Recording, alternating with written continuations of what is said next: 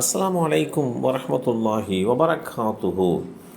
நல்ல நட்புக்கு உதாரணம் அல்லாஹுடைய தூதர் ஸல்லல்லாஹு அலைஹி வஸல்லம் அவர்கள் கூறினார்கள், நல்ல நண்பனுக்கும் தீய நண்பனுக்கும் உதாரணம் கஸ்தூரி வைத்திருப்பவரும் கொல்லனின் உலையுமாகும். கஸ்தூரி வைத்திருப்பவரிடமிருந்து உமக்கு ஏதும் கிடைக்காமல் போகாது. நீர் அந்த கஸ்தூரியை விலைக்கு வாங்கலாம், அல்லது அந்த கஸ்தூரியினுடைய நறுமணத்தையாவது அடைந்து கொள்ளலாம். கொல்லனின் உலை உம்முடைய வீட்டையோ உம்முடைய ஆடையோ எரித்து விடும் ஆற்றல் மிக்கது, அல்லது அவனிடமிருந்து கெட்ட வாடையை நீர் பெற்றுக்கொள்வீர். இந்த செய்தி அபூ மூஸா அஷ்அரி ரலியல்லாஹு அன்ஹு அவர்கள் மூலமாக அறிவிக்கப்பட்டு ஸஹீஹுல் புகாரியிலே 2101 என்ற எண்ணிலே பதிவு செய்யப்பட்டிருக்கிறது. மனிதர்கள் தங்களுக்குள் உண்டாக்கி கொள்ளக்கூடிய நட்பிற்கு இஸ்லாமிய மார்க்கம் அதிக மதிப்பளிக்கிறது. ஒவ்வொரு மனிதருக்கும் நண்பர்கள் இருப்பது போல அல்லாஹுடைய தூதர் ஸல்லல்லாஹு அலைஹி வஸல்லம் அவர்களுக்கும் நண்பர்கள் இருந்தனர். அல்லாஹுடைய தூதர்களோடு சேர்ந்தே இருப்பவர்களை நபி தோழர்கள் என்றே அழைத்தனர்.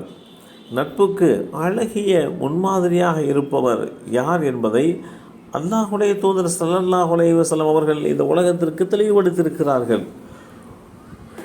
ஒவ்வொரு மனிதனும் இந்த உலக வாழ்க்கையில் பலவிதமான உறவுகளை பெற்றுக்கொள்வதுண்டு. ஒரே மனிதன் கணவனாகவும் மனைவியாகவும் மகனாகவும் தந்தையாகவும் நண்பனாகவும் இன்னும் பல நிலைகளை கொண்டவனாகவும் இருப்பதுண்டு. இதுபோன்றே உறவுகளில் சிலதை அவன் பெறாவிட்டாலும் கண்டிப்பாக நட்பு என்ற உறவை பெற்றிருப்பான். காரணம், சிறியவர்கள் பெரியவர்கள் என அனைவரும் யாரையாவது ஒருவரை நண்பராக தேர்வு செய்யாமல் இருப்பதில்லை. நட்பின் மூலம் பல பயன்களை மனிதர்கள் அடைவதால் நாம் எல்லோரும் நட்பு கொள்வதுண்டு. பொதுவாக நம்மில் பெரும்பாலானோர் தனிமையை விரும்புவதில்லை. துணைக்கு நண்பர் வந்துவிட்டால் நேரம் போவதே தெரியாமல் எதையாவது பேசி கொண்டிருப்பதுண்டு. நண்பர்கள் அதிகமாக கூடிவிட்டால் நம்முடைய முகத்தில் கவலையே பார்க்க முடியாது. சந்தோஷமாக காலத்தை கடத்துவதற்கு ஒரு சாதனமாக நட்பு என்கின்றது அமைந்து விடுகின்றது.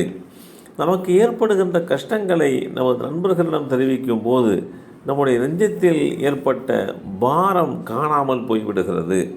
இங்கு நட்பு என்பது கட்டிடத்தை தாக்க வருகின்ற மின்னலை இடிதாங்கி வாங்கி கொண்டு கட்டிடத்தை காப்பது போல உதவுகிறது. நண்பர்களை அதிகம் பெற்றவர்கள் தங்களது காரியங்களை சுலபமாக முடித்து விடுவதுண்டு. இப்படி பல வகையிலே நண்பர்கள் என்பவர்கள் பயனுள்ளவர்களாக இருக்கின்றார்கள்.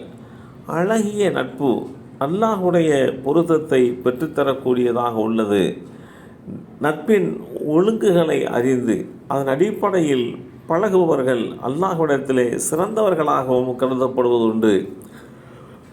அல்லாஹ்வின் தூதர் ஸல்லல்லாஹு அலைஹி வஸல்லம் அவர்கள் கூறினார்கள், தோழர்களில் அல்லாஹ்விடத்திலே சிறந்தவர் அவர்களில் யார் தன் தோழர்களிடத்திலே சிறந்தவராக இருக்கிறாரோ அவரே ஆவார் என்று குறிப்பிட்ட இந்த செய்தி அப்துல்லாஹ் இப்னு அம்ர் ரலியல்லாஹு அன்ஹு அவர்கள் மூலமாக அறிவிக்கப்பட்டிருப்பதை பார்க்க முடிகின்றது. இப்படிப்பட்ட ஒரு சூழ்நிலையிலே ஒருவர் இந்த உலகத்திலே நல்லவராக நேர்மையானவராக வாழ்வதற்கு நட்பு துணை நிற்கிறது. ஒருவரை நல்லவராகவும் தீயவராகவும் இந்த நட்பு தான் தீர்மானிக்கிறது. நல்லொழுக்கமுள்ள ஒரு குடும்பத்தில் பிறந்த ஒருவர் தீய நண்பர்களுடைய சகவாசத்தினால் ஒழுக்கம் கெட்டவனாக மாறிவிடுவதும் உண்டு. மோசமான குடும்பத்திலே பிறந்த ஒருவன் நல்ல நண்பர்களின் சகவாசத்தினால் ஒழுக்க சீலராக மாறிவிடுவதும் உண்டு. பூவோடு சேர்ந்தால் நாரும் மணக்கும் என்று கூறுவது போன்று நாம் பழகும் நண்பர்களை பொறுத்து நம்முடைய நிலை மாறுகிறது.